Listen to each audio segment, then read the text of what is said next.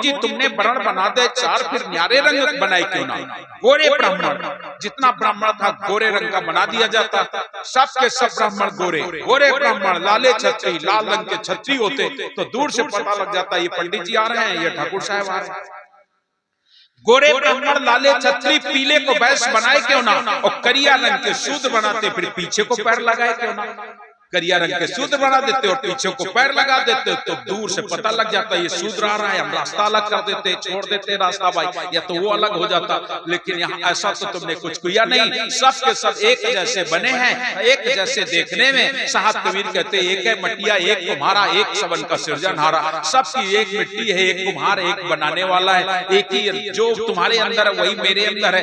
पांच तत्व तुम्हारे अंदर है, पांच तत्व इनके अंदर है, तीन गुण है तो तीन गुण सबके अंदर है। ऐसा नहीं कि इन गुणों से कोई अलग हो, कोई न्यारा हो, सबको वही दिया गया है, लेकिन फिर भी हम अलग अलग हो गए हैं। तो सबसे पहले तो हमें जातियों में बांट दिया गया। ये निरंजन जी की चाल, ये माया की चाल है कि इस जीव को बांटो, क्योंकि उसे तो संसार को उलझाना है, इसलिए हम जातियों में बंट गए। और जातियों में बंटने के बाद फिर हमारे पास मजहबी झगड़ा हो गया। हम किस मजहब के हैं, मजहब में फंस गए। हम हिंदू हैं, मुसलमान हैं, सिख है, ईसाई है, यहूदी है, यवन है, चार्वाक है, जैन है, श्रावंगी है, ये मजहब है, ये मजहब है। वो सब अपने अपने मजहब में, जिसको देखो अपना अपना मजहब, अपने ही मजहब की बात करेंगे।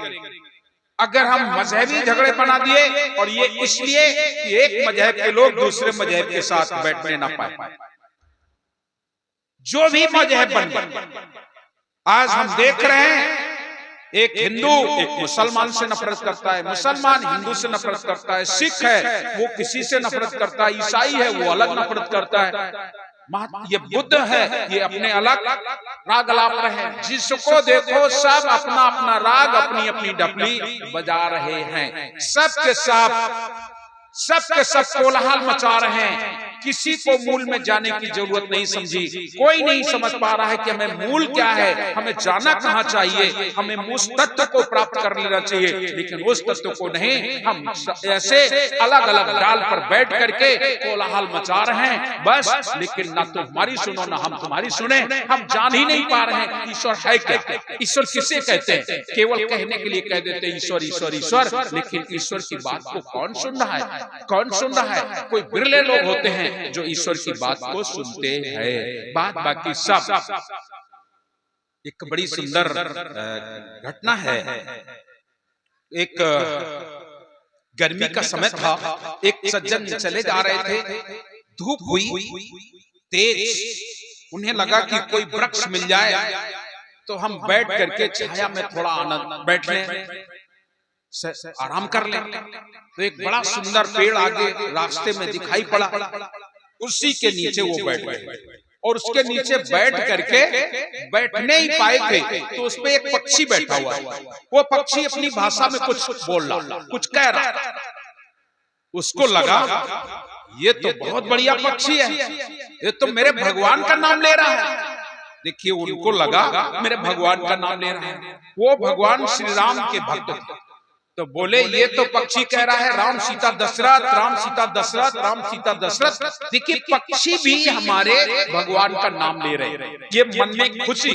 लेकिन समस्या ये अपनी खुशी जाहिर कैसे करे, कोई आ जाए तो बता दे, किसको बताए।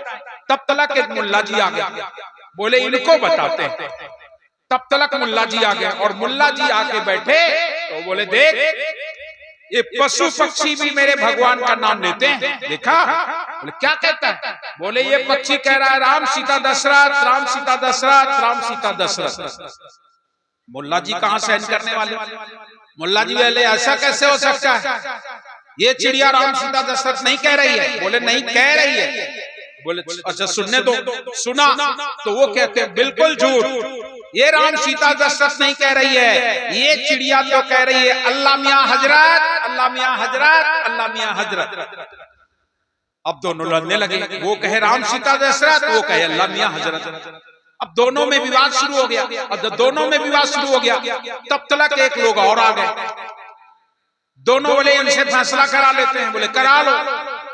उनसे कहा भैया देखो ये पक्षी कह रहा राम सीता दशरथ, राम सीता दशरथ। दूसरे मुल्ला जी बोले नहीं नहीं, ये कह रही अल्लाह मियां हजरत, अल्लाह मियां हजरत, अल्लाह मियां हजरत।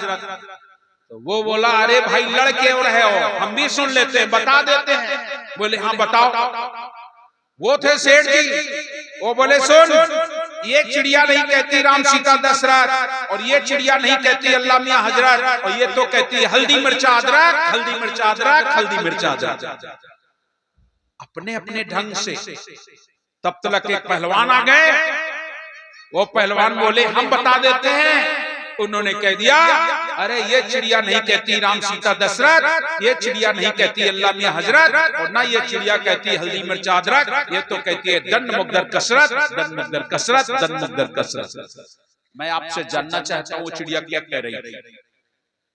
वो चिड़िया क्या कह रही थी? ये चारों लोग तो लड़ रहे हैं। वही हाल है आज हमारे समाज का। आज हमारे समाज का वही है हाल। सब लोग अपना अपना राग अलाप रहे हैं, लेकिन ईश्वर क्या जानना चाहता है, ईश्वर क्या कहना चाहता है, उसकी तो कुछ सुनना ही नहीं चाहता। सब अपना अपना राग, अपनी अपनी ढपली अलाप रहे हो। सब लोग अपनी अपनी बात कर रहे हो। बड़े बड़े के चक्कर में बड़ा मैं बड़ा, मैं बड़ा मैं बड़ा, और बड़े बड़े के चक्कर में हम उस ईश्वर को ही भूल जाते हैं, उस सत्य को छोड़ देते हैं, उस परमात्मा को छोड़ देते हैं, भटक जाते हैं संसार में। और भटक नहीं जाते, भटके हैं, भटके हुए हैं, सब के सब भटक जाते हैं। तो हमारे मजहबी झगड़े भी बन गए। हमारा मजहब बड़ा, हमारा मजहब बड़ा, सब के सब अपने अपने मजहब में, जिसको देखो उसको। सदगुरु कबीर साहब कहते हैं कहाँ तुम भूल गए हो? जिसको देखो अपना अपना लगा के बैठो। सब तो अपने हैं, दूसरा तो कोई है ही नहीं। जब हम सब के सब एक ही घर से आए हैं तो हम गैर कहां से हो गए? हम अलग कैसे हो गए? हम दूसरे कैसे हो गए? सब तो एक ही ब्रह्म, एक ही परमात्मा, कोई और नहीं। इसलिए हमारे विद्यालयों में पहले ऐसी पढ़ाई होती थी, सबको एक साथ जोड़ने के लिए। एक छोटी सी कविता आया करती थी, हम जब छोटे छोटे पढ़ते थे, 2-3 में पढ़ते थे, तब एक कविता आती थी। और उस कविता में ऐसा सुंदर चित्रण किया गया जिसमें कोई भी बात नहीं। जिसने सूरज चांद बनाया, अब किसने बनाया? वहां पर ये नहीं है कि हिंदू मुसलमान सिख ईसाई खुदा राम, ऐसा कुछ नहीं। वो जिसने, मतलब हम सारे लोग उस ब्रह्म को सुमिरन करना चाहते हैं। जिसने सूरज चांद बनाया, जिसने चिड़ियों को चहकाया, जिसने फूलों को महकाया, जिसने सारा जगत बनाया, हम उस ईश्वर के गुण गाएं और बड़े प्रेम से शीश झुकाएं। यहाँ पर तो कोई विवाद नहीं। कोई विवाद है क्या? कोई विवाद नहीं। ऐसे ही हमें विवादों से दूर होना चाहिए। हमें किसी विवाद में, धार्मिक विवादों में नहीं पड़ना चाहिए, क्योंकि ईश्वर सबके अंदर है, सब घट बैठा है, सबके साथ ईश्वर होता है। बिना ईश्वर, बिना परमात्मा, आप उसे क्या कहना चाहते हैं? खुदा, गॉड, ईश्वर, भगवान, नाम आप लोग रखते हो, लेकिन ये नाम रख लेने से उसका स्वरूप नहीं बदल जाता। आपने अलग अलग नाम रख लिए तो ऐसा नहीं कि उसका स्वरूप बदल गया। जैसे पानी, पानी को पानी कहें, पानी को जल कहें, पानी को हम वाटर कहें। तमिलनाडु में पानी को तन्नी कहते हैं, कोई तोय कहता है, कोई वारी कहता है, कोई देलो कहता है, कोई आब कहता है।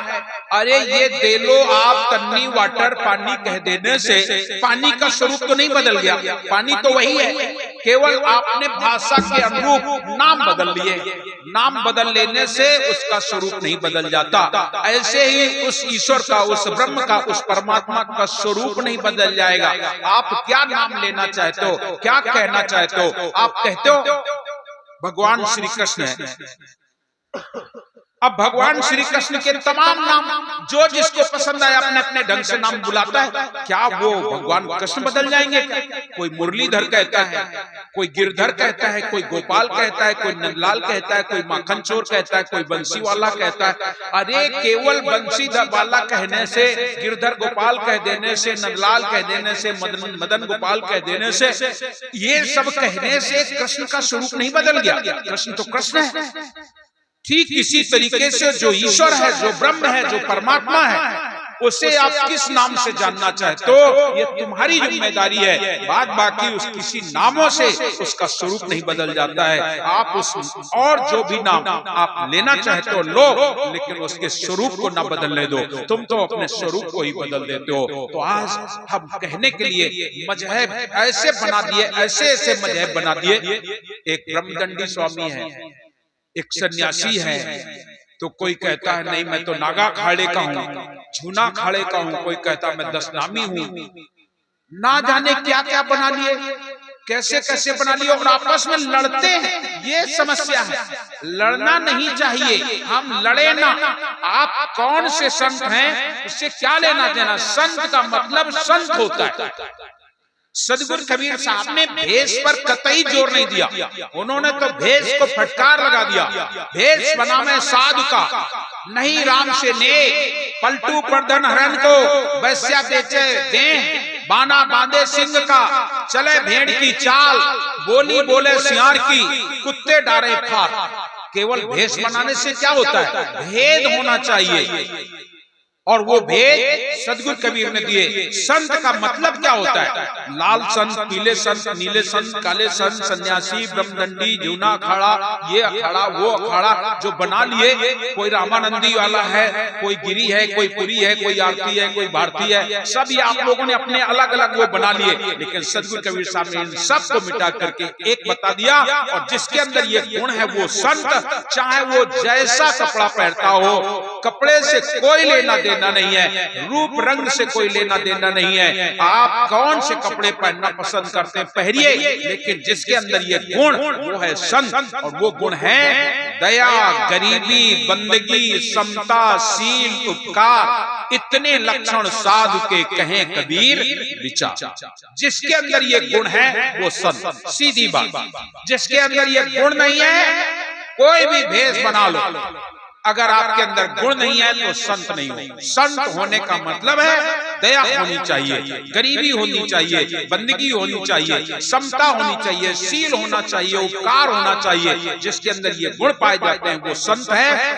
आप किस देश के रहते हैं, किस जाति के हैं, कौन से कपड़े पहनना पसंद करते हैं, इन सब से परे है ईश्वर, इन सब से परे है भगवान परमात्मा। आप जो भी कहना चाहें इन सब से परे है। ये भेष तो आप लोगों ने अपने अपने पहचान के लिए बनाए हैं, लेकिन ईश्वर इन भेष से परे है। तो हम लोग मजहबी झगड़े बना लिए, और मजहबी झगड़े बनाने के बाद इसमें एक और समस्या हो गई। मजहबी झगड़े से संतुष्टि नहीं मिली, अलग अलग आप देखिए, और सभी लोग अपना धर्म पुराना से पुराना बता रहे हैं। ईसाइयों से पूछो, वो कहते हैं मेरा धर्म बहुत पुराना है, ईसा मसीह आज से 2500 वर्ष पूर्व आए थे, उनके द्वारा स्थापित हुआ। महात्मा बुद्ध वाले कहते हैं मेरा धर्म सबसे बड़ा, भगवान बुद्ध 2500 वर्ष पहले आए थे, उन्होंने बनाया। इस्लाम धर्म को अगर लेते हैं तो बोले मोहम्मद साहब 2000 वर्ष पूर्व आए थे, बोले वो सबसे बड़े, उनका धर्म बड़ा। अगर हम देखते हैं जैन धर्म, तो जैन धर्म भी आता है, तो बोले वो भी 2000-2500 वर्ष पूर्व इनके 24 तीर्थंकर हुए, और 24 तीर्थंकरों में से प्रथम तीर्थंकर राजा ऋषभदेव जी हुए। और राजा ऋषभदेव जी जो पहले आए, बोले 2500 वर्ष पहले वो आए थे, मतलब हमारा धर्म सबसे बड़ा। सब लोग अपना अपना धर्म बड़ा बना रहे हैं, और हिंदू भाई भी कहते हैं मैं सबसे बड़ा, मैं सबसे बड़ा। अरे भाई, हमारे यहाँ एक संत जी रहते हैं, अभी भी आते हैं आश्रम पे, वो इधर साइड के, तो उनके गांव में कुछ मुसलमान भाई रहते हैं और हिंदू रहते हैं। बैठे थे ऐसे आराम से, दोनों लोग बात कर रहे थे, तब तक किसी ने बताया फलाने खान, बोले हाँ देख तुम्हारे यहाँ बच्चा पैदा हुआ, बच्चा पैदा हो गया। तो वो मजाकिया टाइप के संत हैं, शीतलदास नाम उनका हम रखे हैं। शीतलदास बोले जल्दी जल्दी देख हिंदू पैदा हुआ कि मुसलमान, जल्दी जाओ देखो। तो सारे लोग वहां खड़े थे, वो खान साहब भी शर्मा गए, बोले भाई पैदा तो हिंदू ही होता है, हम मुसलमान बनाते हैं। पैदा क्या होता है? ना हिंदू पैदा होता है ना मुसलमान पैदा होता है, पैदा तो केवल इंसान पैदा होता है। यहाँ आकर के हिंदू बन जाते हो, मुसलमान बन जाते हो, सिख बन जाते हो, ईसाई बन जाते हो, जाने क्या क्या बन जाते हो, लेकिन वहां से पैदा केवल एक इंसान होता है। एक इंसान का बच्चा इंसान ही पैदा होता है। यहाँ आकर के हम पता नहीं क्या क्या बन जाते हैं। अब मुसलमान भाइयों ने मुसलमान बना लिए, हिंदुओं ने हिंदू बना लिए, हिंदू नहीं बनाए। यही तो एक समस्या है। इसीलिए तो कभी कभी हम कह भी देते हिंदुओं ने हिंदू नहीं बनाए, लेकिन मुसलमानों ने मुसलमान बनाए। उन्होंने खुतना करके कह दिया हम मुसलमान। ईसाई लोग हिंदुओं को ईसाई बना रहे हैं, वो परिवर्तित करा रहे हैं। आप हिंदू धर्म छोड़ो, ईसाई धर्म में आ जाओ, वो ईसाई बना रहे हैं। हिंदू कभी किसी को हिंदू नहीं बनाया। आज तक के इतिहास में हमने नहीं पढ़ा कि किसी ने हिंदू बनाया, हिंदू नहीं बनाया। एक मुसलमान को हिंदू नहीं बनाया गया, एक ईसाई को ईसाई नहीं बनाया गया, एक जैनी को हिंदू नहीं बनाया गया। वो तो हिंदू होते ही, एक बौद्धिस्ट, हिंदू से बौद्धिस्ट होते, बौद्धिस्ट पैदा नहीं होते, बौद्धिस्ट बनाए जाते, यहाँ बनते हैं। तो जो यहाँ बनते हैं वो तो जो बनेगा वो बिगड़ेगा, लेकिन जो सत्य है, जो सनातन है, जो इंसान है, वो है, वो था, है और रहेगा। इसमें कोई परिवर्तन नहीं होता है। पैदा केवल इंसान ही होता है और कुछ नहीं होता है। यहाँ हम अलग अलग जातियों में बदल जाते हैं, अलग अलग विभक्त हो जाते हैं। सदगुरु कबीर साहब कहते हैं, इस झगड़े को देख करके लोगों ने साहब कबीर से पूछा भी, तुम किस जाति से आते हो? साहब कबीर ने साफ मना कर दिया, हिंदू कहो तो मैं नहीं, मुसलमान भी नाय, गैबी आया गैब में, खेले दो दलमाए, इस बोलते को पहचान, बोल हिंदू है कि मुसलमान? ये जो बोल रहा है ये कौन है? इसको बताओ, ये कौन जाति का है? यहाँ तो आप लोग हिंदू मुसलमान सिख ईसाई बन गए। यहाँ तो आप लोगों ने विवाद बना लिया। हिंदू मुस्लिम दोनों कस्बी, दोनों नाटकी है। साहब कबीर कह रहे हैं दोनों नाटकी है। हिंदू मुस्लिम दोनों कस्बी, एक लिए माला एक लिए तस्बी। माला और तस्बी में कोई अंतर नहीं होता। माला को ही तस्बी कहते हैं, तस्बी को ही माला कहते हैं, भाषा का अंतर है। हिंदू मुस्लिम दोनों कस्बी, एक लिए माला एक लिए तस्बी, एक पूरब निहारा एक पश्चिम निहारा। हिंदू भाई जो भी काम करते हैं पूरब दिशा की ओर, और मुसलमान जो कार्य करते हैं पश्चिम दिशा की ओर। साहब कबीर कहते हिंदू मुस्लिम दोनों कस्बी, एक लिए माला एक लिए तस्बी, एक पूरब निहारे एक पश्चिम निहारे, धर धर शीश धरनी पर धारे। आखिरकार सिर तुम्हारा कहाँ जाएगा? सिर तो तुम्हारा जमीन में ही जाएगा, ये धरनी पर ही जाएगा, और कहां जाओगे? तो एक पूरब निहारा एक पश्चिम निहारा, धर धर शीश धरनी पर धारे। एक रहे एकादशी, एक रहे रोजा। हिंदू भाइयों में प्रचलित एक पहले व्रत हुआ करता था एकादशी, आजकल ज्यादा नहीं चलता है, आजकल बहुत कम लोग रहते हैं। पहले तो ग्रंथों में एकादशी व्रत के बारे में बहुत बड़ी महिमा लिखी गई, यहाँ तक कि उसके महिमा के बारे में तमाम ऐसे कहानियां, ऐसे दुर्वासा ऋषि के बारे में एकादशी के व्रत की कथा लिखी हुई है, अम्बरीश और मणिकांत के बारे में। तो ऐसी बहुत सारी कहानियां आपको मिल जाएंगी कि लोग एकादशी व्रत रहते थे और उसका ये फल मिलता था। तो साहब कबीर कहते हिंदू मुस्लिम दोनों कस्बी, एक लिए माला एक लिए तस्बी, एक पूरब निहारे एक पश्चिम निहारे, धर धर शीश धरनी पर धारे। एक रहे एकादशी एक रहे रोजा, दोनों ने दिल में एको ने नहीं खोजा। एक जाए कावा एक जाए काशी, दोनों के गले में पड़ गई है फांसी। कहे कबीर सुनो नर भोंदू, ये बोलन हार तुरुक की हिंदू। ये बोलने वाला कौन है, इसको बताओ। यहाँ तो आप लोग बंटवारा कर लियो। तो मजहबी झगड़े और इन सब में हम लोग सत्य को भूल गए हैं, ईश्वर को भूल गए हैं, परमात्मा को भूल गए हैं। बड़े प्रेम से मिलना लोगों दुनिया में इंसान रे। अरे एक इंसान को एक इंसान से बड़े प्रेम से मिलना चाहिए। और प्रेम से क्या जाता है, क्या जाता है?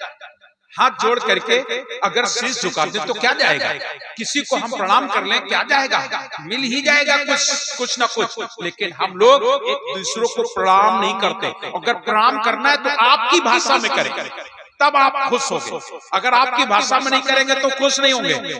अगर मुसलमान भाई है तो उसको आपको उसकी भाषा में बोलना होगा। अगर उसकी भाषा में बोल दो तो बड़ा खुश हो जाएगा। उसने कहा अस्सलाम वालेकुम, बोले वालेकुम सलाम। बड़ा खुश हो जाएगा, अरे देखिए हमारा जवाब हमारी भाषा में दे दिया। वो कहा भैया राम राम। अगर उसने भी कह दिया राम राम तो खुश, अगर उसने कह दिया वालेकुम वालेकुम, लड़ाई हो गई। अरे ये मुसलमान कभी नहीं सुधरेंगे, ऐसा बोल देते ना, ये नहीं सुधरेंगे। मतलब हमारी भाषा में ही हमारा उत्तर मिलना चाहिए। साहब कबीर कहते हैं आप ईश्वर को, ब्रह्म को जानना चाहते हो, परमात्मा को जानना चाहते हो, और फिर भी आपस में लड़ते हो। हम लोग अभिवादन में लड़ते रहते हैं। हमारे साहब ने एक ऐसा अभिवादन दिया जो सब में मिलता है। साहेब बंदगी, साहब सबके अंदर है, सबके अंदर बैठा हुआ है, हम उसकी करते हैं बंदगी। इसलिए कबीर पंथ में कहा जाता है साहेब बंदगी, सबके अंदर साहब। जो मिल जाए हम आपको नमन करते हैं, प्रणाम करते हैं, झुकते हैं। आपके अंदर वो साहब है, साहब के सामने झुकना कोई बुरी बात नहीं है। साहेब सबके अंदर बैठा हुआ है। साहेब तेरी साहेबी सब गट रही समाए, जो मेहंदी के पात में लाली लगी न जाए, ऐसा वो साहब है। तो आज हम लोग भटक गए आगे। इसमें साहब फिर बता रहे हैं ये तो जाति और मजहब हो गए, मजहबों में हम लोग उलझ गए। ये मेरा मजहब, वो तेरा मजहब, यहाँ बना लिए, यहाँ आकर के मजहब बना लिए, जबकि हम वहां से, वहां हमारा एक ही मजहब था, हम एक ही ब्रह्म एक परमात्मा से आए। और यहाँ हिंसक मत बना दिए। हिंसक मत का मतलब मुसलमान भाई तो अब शुरू से खाते पीते थे कि नहीं मुझे पता, लेकिन मोहम्मद साहब के बाद से ये ऐसा चला कि यहाँ इनके यहाँ बकरा की बकरीद मानी जाने लगी, जबकि हमारे ग्रंथों में ऐसा नहीं मिलता है। हमारे ग्रंथों में मिलता है कि जो इनके यहाँ मांस खाया गया वो मोहम्मद साहब के समय में जब युद्ध हो रहा था। ये कबीर मंसूर में घटना लिखी हुई है। जब युद्ध हो रहा था तो युद्ध में ऐसी जगह सेना फंस गई कि वहां पर कुछ खाने पीने को नहीं था, कुछ भी खाने पीने को नहीं था। तो इन्होंने सोचा ऐसा करते हैं कि कुछ तो खाएं, तो जंगली जानवरों को काट करके बनवा दिया। तो सैनिकों ने खाने से इनकार कर दिया, बोले हम नहीं खाएंगे जब तक ये मोहम्मद साहब नहीं खाएंगे। तो मोहम्मद साहब बोले क्या करना चाहिए? तो मोहम्मद साहब ने वही एक पुरानी कहावत कही, बोले सीख बोर खाया तो खाया और पेट भर खाया तो खाया। बोले मानोगे? बोले हाँ। तो मोहम्मद साहब ने एक उंगली में 7 परत कपड़े का बांधा और बांध करके और उस मांस के जो बना हुआ रखा था उसमें डाला और निकाल करके उस कपड़े को हटा के मुंह में रख लिया। बोले देख भाई मैंने खा लिया, ऐसा कह करके और इनको सबको मांस खिला दिया। और तब से लेकर के इनके यहाँ मांस का प्रचलन हो गया। लेकिन ये बकरीद बीच में आ गई, बकरा काटने लगे। चलो ये तो भाई मुसलमान भाई है, इनके यहाँ ईद बकरीद में अपना बकरा मारते हैं और खाते हैं। लेकिन हिंदुओं को कौन सी? हिंदू तो हिंसा से दूर रहने वाला, लेकिन इनके यहाँ भी मजहबी झगड़े हो गए, इनके यहाँ भी हत्या हो गई। यहाँ पर तमाम हमारे ऐसे लोग हैं जिनके यहाँ आज भी कहने के लिए हम हिंदू हैं, लेकिन हमारे देवता बुकरा मांगते हैं, मेढ़ा मांगते हैं, सुअर मांगते हैं। अगर उनके यहाँ ये नहीं दिया जाएगा तो देवता नाराज हो जाते हैं, देवता नाराज हो जाएगा, ईश्वर नाराज हो जाएगा। जरा सोचो आप लोग, हम देवी माँ कहते हैं और माँ के दरबार में लोग अभी नवरात्रि को देखना, सैकड़ों नहीं हजारों और लाखों की संख्या में बकरी कट जाएंगे।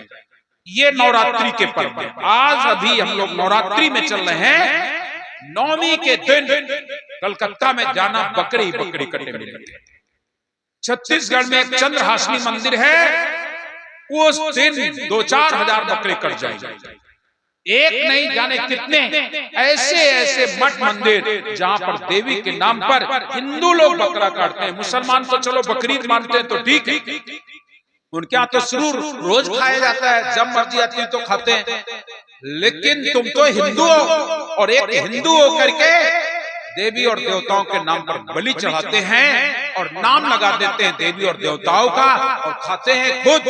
भोग लगावा देवी का, खा जाए अपना। देखो मनमोहनी ये जगत की रचना, संसार की रचना देखो, देवी और देवताओं के नाम पर कत्ल कर देते हैं। आज तक देवी देवता ने खाया कुछ खाया? कुछ नहीं खाया, लेकिन नाम देवी देवताओं का लगा दिए जाते हैं। साहब कबीर कहते हैं हिंसक मत, आज हिंसक मत। यही तो हमारी विसंगति है हम एक इंसान के अंदर ये भी संगति है, खाना हमको है, बदनाम देवी देवता, देवी देवताओं को बदनाम करते हो। हमारी देवी तो बकरा मांगती है, हमारी देवी तो मेहड़ा मांगती है, हमारी देवी तो मुर्गा मांगती है।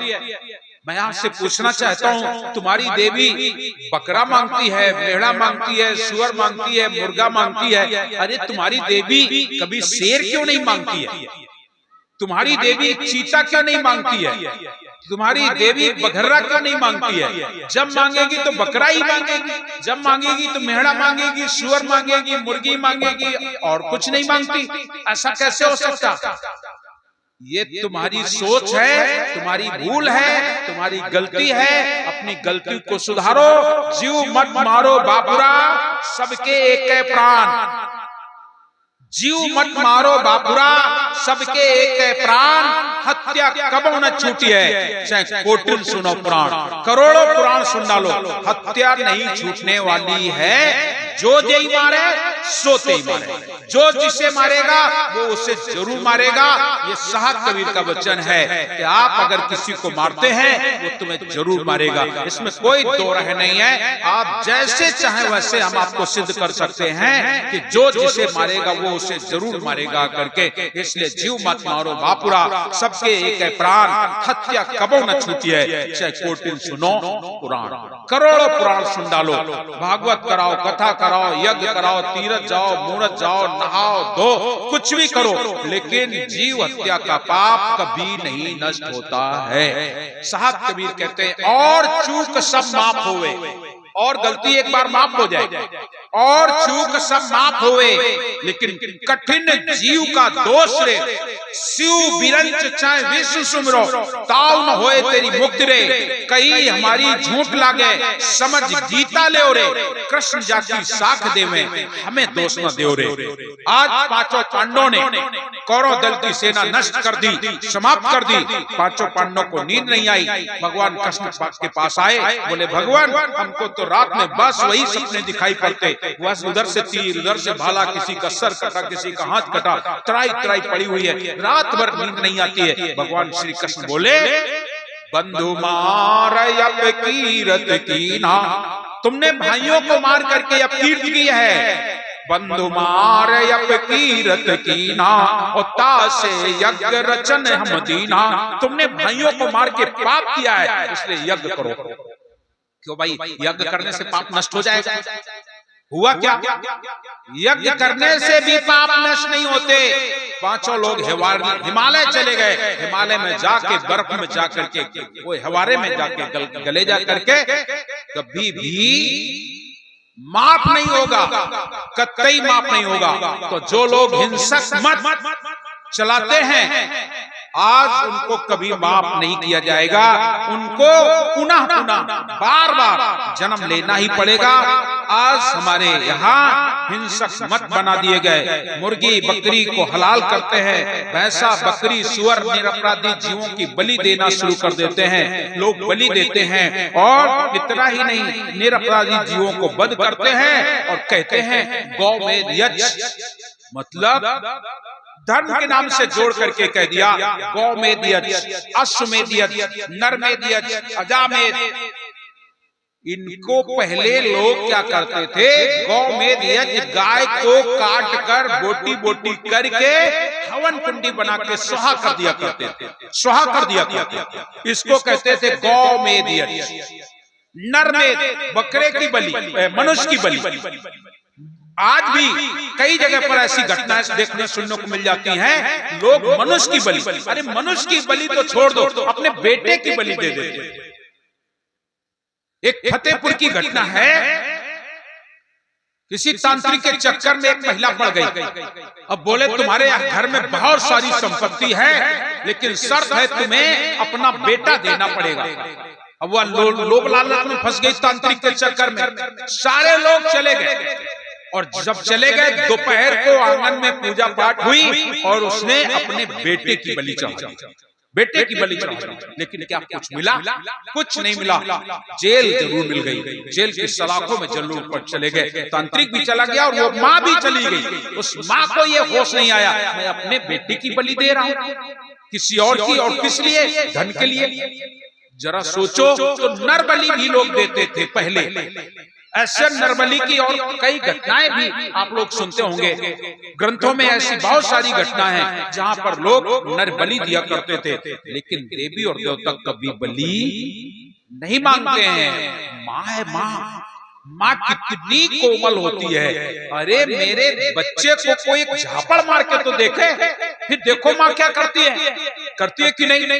अगर तुम्हारे बेटे को कोई पकड़ ले और उसको दो चार मार दे बिना किसी के, तुम लड़ जाओगे, तुम भी उसे मारोगे कि नहीं।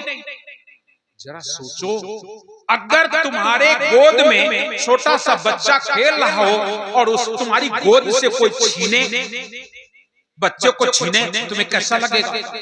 तुम्हारे सामने उस बच्चे को कत्ल करके और खून पीने लगे, तुम्हें कैसा लगेगा। ये आप सोचो, तुम्हें कैसा लगेगा। उसकी गर्दन मरोड़ दे तुम्हारे सामने, तुम्हें कैसा लगेगा। याद रख लेना, जो सच में माँ होगी वो माँ दौड़ पड़ेगी, जो बन सकेगा वो करेगी। लाठी डंडा जो हाथ में मिलेगा, नहीं कुछ है तो हाथ पैर जरूर चलाएगी, कुछ न कुछ जरूर करेगी। जब ये माँ करती है और तुम एक माँ के बेटे को कत्ल कर रहे हो माँ के सामने, जब देवी माँ है तो माँ के सामने बेटे का कत्ल, माँ कैसे खुश हो सकती है। माँ कतई कभी खुश नहीं हो सकती। ये तुम्हारा भ्रम है, तुम्हें भरमा दिया गया है और ये काल निरंजन का काम है। ऐसा भ्रम फैला दिया, संतो ऐसी भूल जगमाही, जासे जीव मिथ्या में जाए। जिससे ये जीव मिथ्या में जा रहा है, तो जीवों की बलि देना और इतना ही गौमेध, अश्वमेध, नरमेध, अजामेध बना दिए देवियों के नाम पर बलि। और एक बड़ी बात ये कि देवी और देवताओं के नाम पर शराब चढ़ाते हो कि नहीं।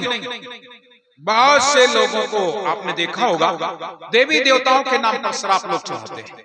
मतलब तुम्हारे देवी देवता शराब पीते हैं। गांव गली में हमने देखा है, एक चोरी बनी होती है, बोले यहाँ फलाने बाबा रहते हैं, उनकी पूजा होती है साल में। एक घटना मेरे साथ खुद है, मैं कक्षा 7 में उस समय पढ़ता था। स्कूल के बगल में पास में ही उनकी चौरी थी, स्थान था जखई बाबा।